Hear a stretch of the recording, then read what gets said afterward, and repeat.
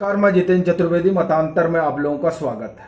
2G के बारे में आप लोग जानते ही हैं और वो तब हुआ था जब ए राजा और तमाम लोगों का नाम 2G में आया, जिसमें ए राजा का भी एक नाम है। और 1,70,00,000 मतलब मामूली बात नहीं होती है, इतना बड़ा घोटाला हुआ। और फिर बाद में पता चला कि सीबीआई की स्पेशल कोर्ट से सब लोग बरी हो गए, लेकिन ये जो खुशी थी वो ज़्यादा दिन नहीं चली और फिर ये मामला दिल्ली हाई कोर्ट पहुंचा। दिल्ली हाई कोर्ट में उसकी सुनवाई होनी है, तो वो तो एक मसला है ही है, लेकिन अपना सरोकार उस 2G घोटाले से नहीं है। लेकिन चूंकि बात ए राजा की हो रही है तो 2G पर भी बात हो ही जाती है, क्योंकि जब ए राजा आएंगे तो इस घोटाले का भी नाम आएगा। बहरहाल अभी जो अपना मसला है वो इस घोटाले से अलग उस आय से अधिक संपत्ति का है जिसका आरोप ए राजा के ऊपर लगा हुआ है, और सीबीआई चाहती है कि उन पर जो है कार्रवाई हो, इसलिए वो अनुमति मांग रही है सरकार से कि इनके ऊपर जो है शिकंजा कसा जाए। और हमको लगता है ये दरअसल मामला सिर्फ और सिर्फ इतना भर नहीं है, जो मेरा अपना मानना है। कई बार साथी कहते हैं कि आप जो है दर्शक अपने कि आप उस पर अपनी राय नहीं रखते हैं, तो देखिए कई मसले ऐसे हैं जिस पर मुझे नहीं लगता कि राय रखी जानी चाहिए, और खासकर ऐसे मामले जहां जांच पड़ताल चल रही हो। और अगर आप ने गौर किया हो तो ऐसे ही मामले मैं लगातार करता रहता हूं।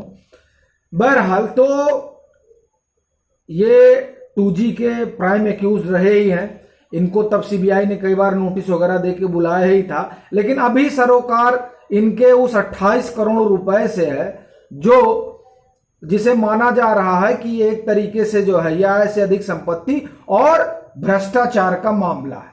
इसको लेकर एक खबर की है इंडिया टुडे ने कल की है 1 अक्टूबर को, कि CBI seek sanction to prosecute DMK leader in disappropriate asset case.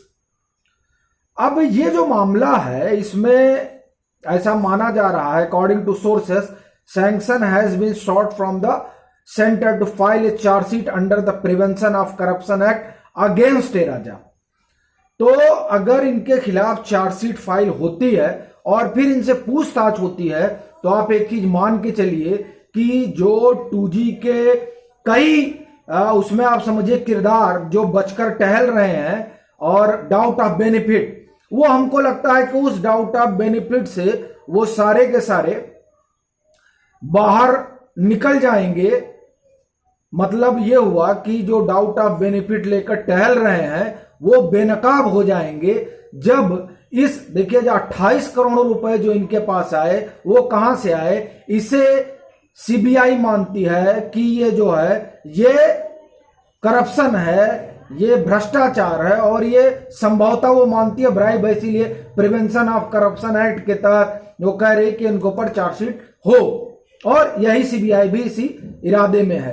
तब जब इस पर ये सारी चीजें होंगी तो ये पैसा कौन दिया, क्यों दिया, कहां से आया, इस पर बात होगी। और जब इस पर बात होगी तो उन लोगों के नाम भी सामने आएंगे जिन्होंने पैसे दिए थे और किस मद में दिए थे, ये बात भी निकल कर आएगी।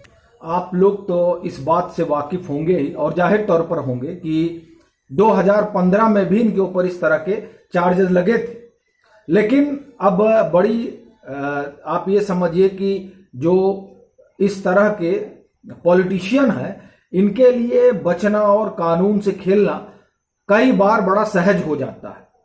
लेकिन अब लग रहा है कि जिस तरीके से सीबीआई ने दोबारा कमर कसी है, तो इसमें 2G वाले भी कई लोग इस लपेटे में आएंगे। चलते हैं, फिर मिलेंगे एक नए मसले के साथ। तब तक के लिए राम राम।